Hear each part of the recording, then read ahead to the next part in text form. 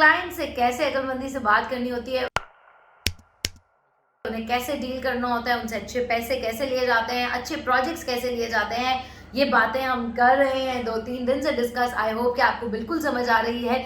आज की ये वीडियो लास्ट है इस सीरीज के अंदर, जिसके अंदर हम डिस्कस कर रहे हैं कि दानिशमंदी से क्लाइंट से कैसे बात की जाती है, कौन सी ऐसी चीज़ें होती हैं जो करनी होती हैं, कौन से ऐसे काम होते हैं जो नहीं करने होते, जो मैंने अपने ज़ाती तजर्बे से सीखे हैं, मैं आप तक पहुँचाती रहती हूँ। इससे पहले कि हम आगे चले, यूट्यूब चैनल को सब्सक्राइब करें, रिंग नोटिफिकेशंस का बटन प्रेस करें, वीडियो को लाइक करें, शेयर करें, कमेंट्स में अपने ज़रूरी सवाल मुझसे ज़रूर पूछें। जी, तो हम बात कर रहे थे कि क्लाइंट्स के साथ दानिश्वरी से, अक्लमंदी से बात कैसे करनी है, उसको कन्विंस अपने टर्म्स पे कैसे करना है। इसके अंदर एक नेक्स्ट पॉइंट जो आज के फर्स्ट पॉइंट है हमारा, वो ये है कि do not drag out a lost cause. अगर एक बात हो गई है, वो गई है, वो क्या कहते हैं, मट्टी पाओ। सिंपल वर्ड्स में क्या समझाऊं तो मट्टी पाओ। अगर कोई मामला हो गया है ख़राब, कोई लोगो गलत लग गया है, कोई फाइल गलत सेंड हो गई है, कोई डिले आ गया है, कोई लॉन्च का मसला बन गया है, जो हो गया सो हो गया, आपने अपोलोजाइज कर लिया, उसने एक्सेप्ट कर लिया, अब मूव फॉरवर्ड करें। बार बार उसको पीछे जाके बीते मुर्दे उखाड़ने की ज़रूरत नहीं है कि लास्ट टाइम भी तुमने ऐसे किया था, देखो तुमने पेमेंट डिले कर दी थी, उसकी वजह से मैं प्लगइन नहीं बाय कर सका था, उसकी वजह से वेबसाइट पे इशू आ गया था। वो बार बार वो बीते मुर्दे उखाड़ने की ज़रूरत नहीं है, वो कहानियाँ करने की ज़रूरत नहीं है। इसकी गलती थी तो उसकी गलती थी, मैंने फिगर आउट कर लिया है, मेरी गलती नहीं थी, मेरी टीम में फलां बंदा था, उसने यूँ किया था क्योंकि तुम्हारी टीम का फलां बंदे ने उसको यूँ बताया था। तो ये सब करने की ज़रूरत नहीं है। One thing is done, it's done. उसको आप जितना बार बार निकाल के उखाड़ के बार बार डिस्कस करेंगे, वो उतना क्लाइंट की साइकोलॉजिकल हेल्थ के लिए बुरा है और आपके लिए भी बुरा है। आपने क्लाइंट को हमेशा एक कंफर्ट जोन फील करवाना है कि वो आपके साथ एक कंफर्ट जोन में है, वो आपके ऊपर ट्रस्ट कर सकता है, आप उसके साथ हैं। नेक्स्ट बहुत इंपॉर्टेंट चीज़ है ये कि डू नॉट स्टैंड और टॉलरेट आउटराइट अब्यूज़। अगर तो क्लाइंट आपके साथ सीधी सीधी बदतमीजी भी आ जाता है, गालम गलोच शुरू कर देता है, अनप्रोफेशनल तरीका इस्तेमाल कर रहा है, तो आपने वो टॉलरेट नहीं करना। कभी भी हमने अपनी सेल्फ रिस्पेक्ट जो है एट स्टेक नहीं रखनी होती, चाहे वो क्लाइंट हो, चाहे वो पर्सनल रिलेशन हो। हमारी सेल्फ रिस्पेक्ट तभी तक सेफ है जब तक हमने उसे सेफ रखा हुआ है। अगर कोई उसको ब्रीच कर रहा है, हमारी प्राइवेसी को, हमारी रिस्पेक्ट को, तो हमने उसको बताना है कि यार ये लाइन तुम क्रॉस कर रहे हो, बस इससे आगे नहीं। अगर क्लाइंट कोई फजूल बातें करना शुरू कर रहा है, कोई फाउल लैंग्वेज इस्तेमाल कर रहा है, अब्यूज कर रहा है, तो आपने उसको स्टॉप कर देना है right there and then. John, you crossing the line here, I am just going to hang up, we will talk when you feel better. ठीक है, सो उसको वहीं पे आपने, this is really unprofessional, I am not going to stand any abuse, please refrain from doing such things, bye for now, we can talk later. ठीक है, so उसको वहीं पे स्टॉप करना है। अगर आपने एक दफ़ा अब्यूज़ को स्टॉप नहीं किया तो फिर वो अब्यूज़ हमेशा के लिए चलता रहेगा। ये अब्यूज़ वर्बल भी हो सकता है, फाइनेंशियल भी हो सकता है कि वो आपको 2-2 कौड़ी के पैसे दे और अच्छा खासा काम करवाता रहे। तो अगर आपने फाइनेंशियल अब्यूज़ एक दफ़ा भी स्टैंड कर लिया तो वो बार बार आपके साथ करेगा। इसलिए जो आपके काम की जायज़ वर्थ बनती है वो आपने लाजमी लेनी है। ठीक है, अच्छा, ask questions to get to the bottom of what they are trying to accomplish. Clients अक्सर अपनी बात पूरी तरह नहीं समझा पाते क्योंकि उनके माइंड में होता है कि यार मेरी टीम को या जो काम बंदा काम करे, जो मैं सोच रहा हूँ वो वही सोच रहा होगा।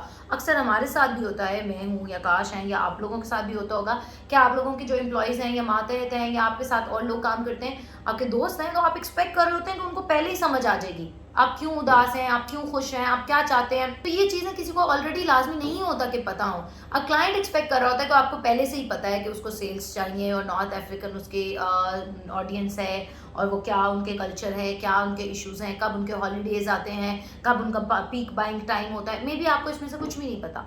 तो इट्स बेटर कि आप क्लाइंट से पूछें कि भाई तुम क्या अकम्प्लिश करना चाह रहे हो, तुम्हारी टारगेट ऑडियंस कौन है, तुम्हारे बिजनेस ऑब्जेक्टिव क्या है, तुम्हारी टारगेट ऑडियंस कब मोस्ट एक्टिव होती है, उनके क्या मसाइल हैं, उनके क्या वसाइल हैं।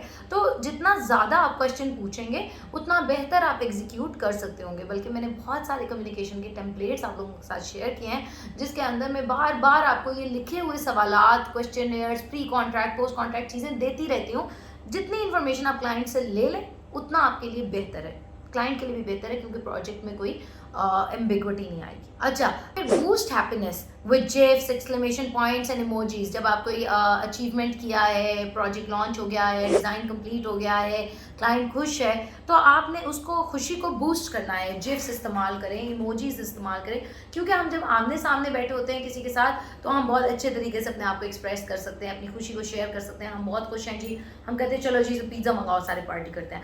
अब क्लाइंट के साथ हम पिज़्ज़ा तो मंगा सकते नहीं, वो इतनी दूर बैठा, हम यहाँ बैठे हैं, तो फिर हम इमोजीज का सहारा लें, हम जिफ्स लें, जिफ्स ऐड करें, एक्सक्लेमेशन पॉइंट्स ऐड करें, तो अपनी कम्युनिकेशन को मजीद एक्सप्रेसिव बनाएं। ठीक है। Next thing is fix problems that are not your fault. अपनी गलती तो हमने माननी है, उसको ठीक भी करना है, लेकिन अगर कोई ऐसा प्रॉब्लम आ गया जो आपकी गलती की वजह से नहीं है, जो उनकी टीम की एंड पे है, जो उनकी बैक एंड टीम ने कर दिया, उसके मैनेजर ने कर दिया, किसी ने, तो कोई मसला नहीं। क्लाइंट तो आपका है ना, प्रोजेक्ट आपका है। आप कभी ये मत समझिए कि प्रोजेक्ट क्लाइंट का है, प्रोजेक्ट हमेशा आपका है। आपके पोर्टफोलियो में अच्छा प्रोजेक्ट होगा, आपको फायदा होगा। अगर आपने प्रोजेक्ट किया, उसका 200% फॉर एग्जांपल इंप्रूव आ गया ट्रैफिक में, उसके सेल्स में 100% इंक्रीज आ गया, तो केस स्टडी किसके लिए बना, पोर्टफोलियो किसका बना, आपका बना ना। तो ऑलवेज ओन योर प्रोजेक्ट। अगर प्रोजेक्ट में कोई गलती नजर आती है, फेविकॉन सही नहीं लगा हुआ, फुटर में कोई प्रॉब्लम है, फुटप्रिंट्स रिमूव नहीं हुए हुए, कैशे का कोई इशू है, तो आप बताएं क्लाइंट को एंड उसको फिक्स करें, रादर देन थिंकिंग कि यार ये तो फलां का मसला है ना, ये मेरा मसला थोड़ी, ये उसके डेवलपर का मसला है, ये उसके डिजाइनर का मसला है। नहीं, ओन करें अपने प्रोजेक्ट को और अपने क्लाइंट को। Build relationships by picking up on personal details. मैंने आपको पहले बताया, अपने क्लाइंट के साथ एक ज़ाती ताल्लुक बनाए। ठीक है। वो एक इंडिविजुअल है, वो एक पर्सन है, उसके बहुत सारे सवालात हैं, ख्वाहिशात हैं, सोचें हैं, उसको बताएं मेरा मुल्क कैसा है, यहाँ पे क्या चीज़ें होती हैं, कैसा मौसम होता है, हमारे मुल्क में बहुत सारी अच्छी चीज़ें भी होती हैं, वो शेयर करें, ताकि वो आपकी पर्सनालिटी के बारे में अच्छी चीज़ें अज्यूम कर सकता हो। अगर हम किसी को बता रहे हैं पाकिस्तान में लोड शेडिंग है, पाकिस्तान में ये मसला है, पाकिस्तान में हुकूमत बुरी है, पाकिस्तान में महंगाई होता है, तो आप अपना इंप्रेशन ख़राब कर रहे हैं। वो समझेगा ये बंदा ऐसे मुल्क में रहता है जहाँ बिजली तो है नहीं, ये बंदा ऐसे मुल्क में रहता है जिसकी हुकूमत ही करप्ट है, ये बंदा ऐसे मुल्क में रहता है खुद ही करप्ट होगा। आप उसको अगर बताएंगे यहाँ बहुत अच्छी नेचर है, यहाँ के लोग बहुत मिलनसार हैं, you know we are considered 4th most intelligent people in the world, तो उसको भी अच्छा लगेगा कि यार मैं किसी इंटेलिजेंट कौम के बंदे के साथ बात कर रहा हूँ और काम कर रहा हूँ। So personal details add on करें, उसकी भी पूछें, अपनी भी थोड़ी थोड़ी बताएं, जो मैंने आपको बताया कि जो वल्नरेबल नहीं है बल्कि जनरल है। ठीक है। And give thanks in the real world. जब आपको वाकई क्लाइंट अप्रिशिएट करे तो आप भी उससे थैंक यू करें। थैंक यू करने के बहुत सारे तरीके हैं। एक तो आप ऑरली किसी को थैंक यू कर सकते हैं, सेकेंडली आप उसे कुछ अच्छा करके दे सकते हैं, कोई छोटा सा कॉम्प्लीमेंट्री चीज़ साथ में भेज दें, कोई बोनस आइटम दे दें। अगर आप उसने आपसे एक काम करवाया है, कोई 10, 15, $20 का छोटा मोटा काम अलहदा से कर दें, कोई बग फिक्स कर दें, कोई स्पीड ऑप्टिमाइज कर दें, कोई ऐसी चीज़ कर दें जो उसको वैल्यू फील हो। सो इससे क्या होगा कि वो वाकई फील करेगा कि यार इस बंदे ने मुझे एक्नॉलेज किया और मेरे लिए कोई एक्स्ट्रा स्पेशल एफर्ट की है। ठीक है। आई होप कि अब आपको बिल्कुल समझ आ गई होगी कि क्लाइंट से समझदारी से कैसे बात करनी होती है। अगर फिर भी आपका कोई सवाल है तो आप कमेंट्स में मुझसे ज़रूर पूछें। अगर आप चाहते हैं कि किसी टॉपिक पे मैं मज़ीद वीडियोस बनाऊं तो वो भी आप कमेंट्स में बता सकते हैं। अपना ख्याल रखें, खुश रहें, मोहब्बतें बांटें। dankash.com 0304 1115786